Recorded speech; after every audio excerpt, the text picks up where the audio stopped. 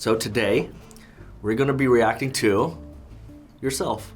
Oh, really? To me, I do a lot of stupid stuff on this show, so I feel like there's a lot of content for me to react to. I basically skip over the parts that I'm in the video when I watch it. I find myself so cringeworthy. So you're a college kid now. I am. But before you were obviously in our teen cast, so we thought it'd be fun for you to react to yourself from your very first Teens React episode you're in. I don't want to, dude. I said like 2 words that entire episode. I was so awkward. At first, I was like so worried about saying the wrong thing that I would just filter myself, but now I really don't give a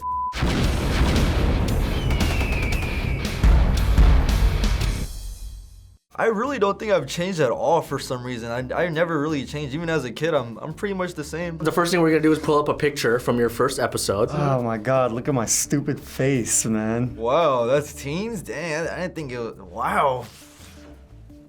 I'm flabbergasted. I was 16, oh my God. I'm 21 now.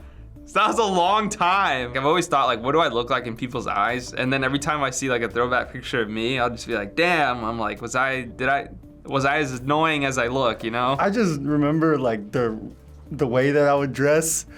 I know for sure I had some Adidas track pants on with some Nike Roshis. I was in that weird middle ground where my parents didn't pick anything for me anymore, but I still just had no swag and like idea how to put outfits together. Dang, my hairline.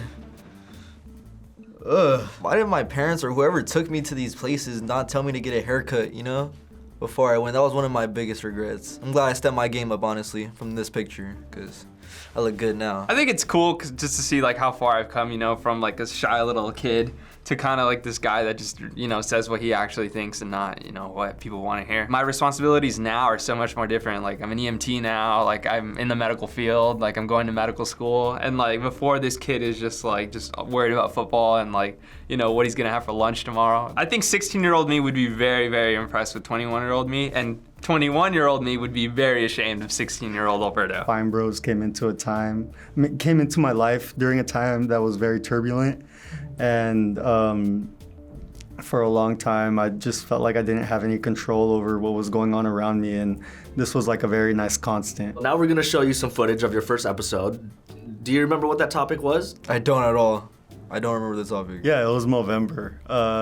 Basically, this dude tried to get his mustache off every way but shaving. So the first one I filmed, like, actually was, we reacted to Mortal Kombat fatalities.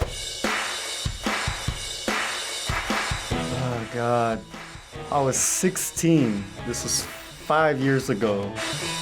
Da-na-na-na-na-na-na. Oh my God, dude, that song I haven't heard in forever either.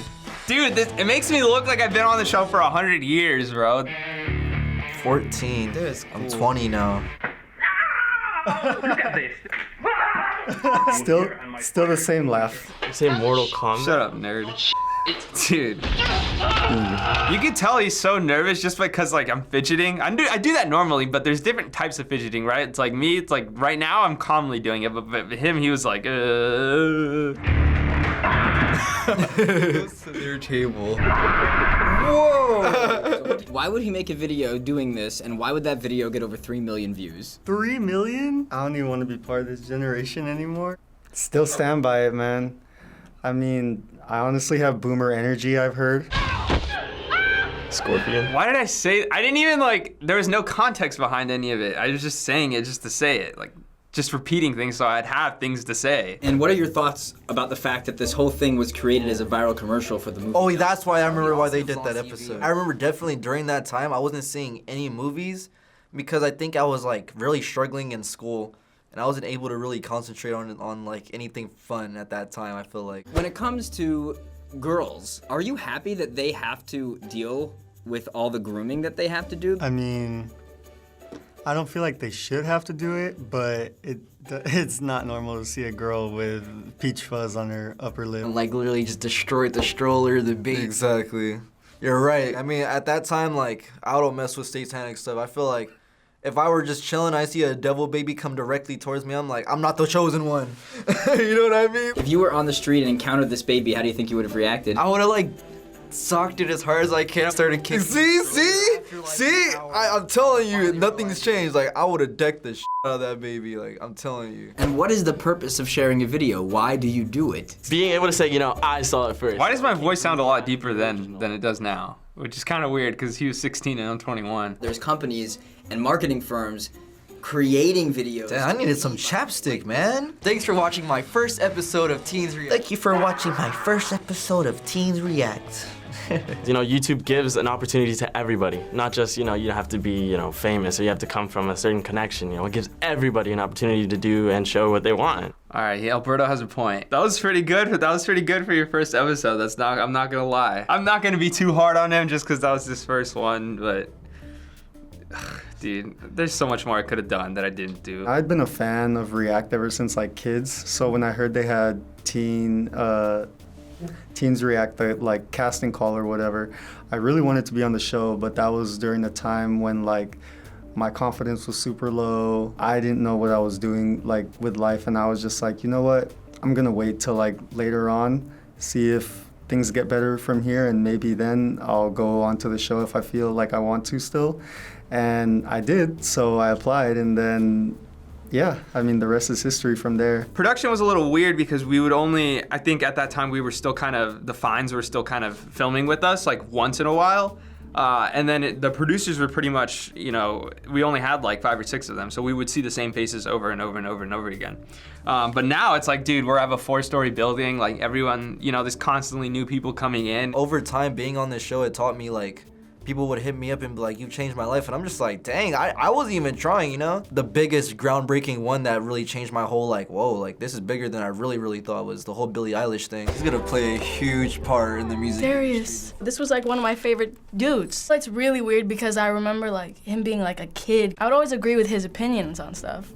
And I just thought he was so funny and cute. I was like, ah! The extent it went with people that hit me up for that was trippy. Like, so many DMs, so many new like people to follow me like from her fan pages, just like of how like legendary she is. It projected onto me of how like, dang, like all I did was just be in front of a camera, laugh, have fun, try new things, eat new food, and then here I am like getting told, oh wow, like how does this make you feel? Or like, damn, I wish this and that, and like it makes you feel like, you know, it's a privilege, you know? I'm always happy that I've like been able to push through this adversity that like my disease is giving me. This was always like a fun thing to come do, to get my mind off of stuff, even though in the video it didn't seem like I might not be having that much fun.